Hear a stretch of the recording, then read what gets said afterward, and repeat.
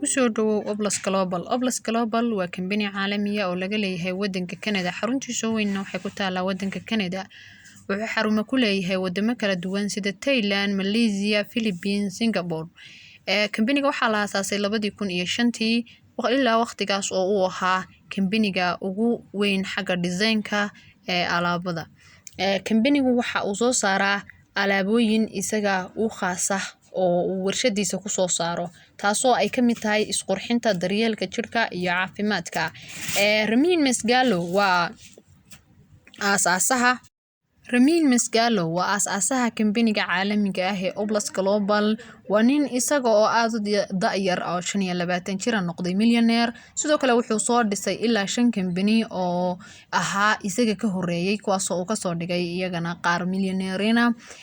sidoo kale waa nin ku takhasusay xagga saameynta iyo kor u qaadida dadka bini'aadanka yacni la develop gareeyo oo tareerinada ah, kaasoo ka mid noqday 10kii MLM ee ugu saameynta badnaa 2014 ilaa 2020 dadka yacni tababarayaasha bixiya oo dadka yacni memberka ka soo noqda ama ka shaqeysta ay ka helayaan tareerino iyo tababaro kala duwan. sidoo kale 2017 wuxuu ka mid noqday ninka ugu yar adduunka ee ugu milyaneersan.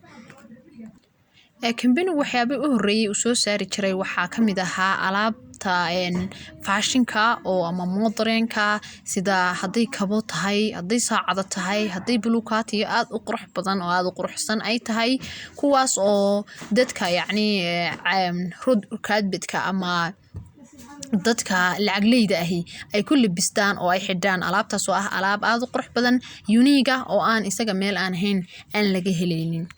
sidoo kale kambanigu waxa uu soo saaray alaab isaga u gaara oo unique ah oo loo yaqaano safe home revolution ama badbaadada qoyska.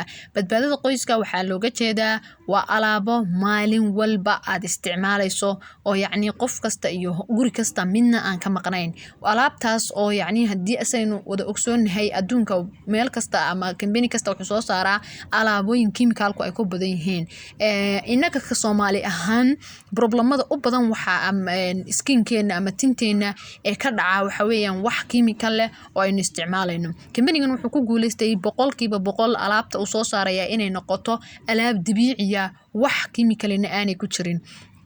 alaabta waxaa ka mid ah shaambooyadii, waxaa ka mid ah kiriimadii wajiga, waxaa ka mid ah daawadii cadayga.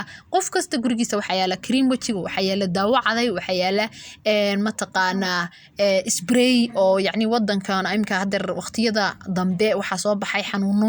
markaa waxaa laga yaabaa gurigii ilmihii yaraa gaarigii inaad wax ku buufiso spray aad tiraahdo bakteeriyada. maadaama ay jireen damage fara badan oo waxyaaba antibacteriyada ay u geysanayeen dadka, isagu wuxuu soo saaray spray natural ah, bakteeriyada dilay laakiin qofka bini'aadanka jirkiisa waxba aan yeelaynin. sidoo kale waxay soo saareen kiriimo bodiga ah oo qofkii yacni moisturizer ka dhigaya oo u ilaalinaya yacni dhibaatooyinka inaanay ay ku keenayaan, ka ilaalinaya waxyaabahan uu qofku isticmaalaya ee chemicals ku jiraan sida saabuunaha imika kale dumarka kale tie-dye faraha ku maydhaan waxaasoo dhan iyadana ka protect gareynaya. 2018 kambanigu wuxuu soo saaray sharuubo yar oo loo yaqaano Fountain of Life, taas oo ah sharuubo dabiici ah, wax yacni geed natural ah oo loo yaqaano Norwegian spruce baa laga sameeyay wadanka Norway ka baxa, kaasoo la ogaaday yacni inaanu dhibaatooyinka dhirta ku dhacda inuu geedku qalalo caleena ka jabto, waxaasoo dhan inaanay isaga barafka dhacaya iyo saameynta cimilada ee dhacaysa aanay waxba ku sameynin. geedkaas waxaa laga sameeyay sharuubadaas waxaana ay noqotay 100% mid natural ah. waxyaabaha ay koobsanayso waxaa ka mid ah inay jirkii caabuqii bararkii ka saarayso, sidoo kale fayraskii iyo bakteeriyadii inay la dagaalamayso. waxay keentay sharuubadaasi intii la isticmaalayay inay yacni aad u fido, dad fara badanna ay naftoodii wax u tarto, maadaama ay waxyaabaha ay jirkii u taraysa ay tahay inay balance garaynayso, inay dadku ma cunaan yacni cuntooyin isku dheelitiran. taas ay bedelkeedii uga noqonayso oo qofka jirkiisa balance garaynayso.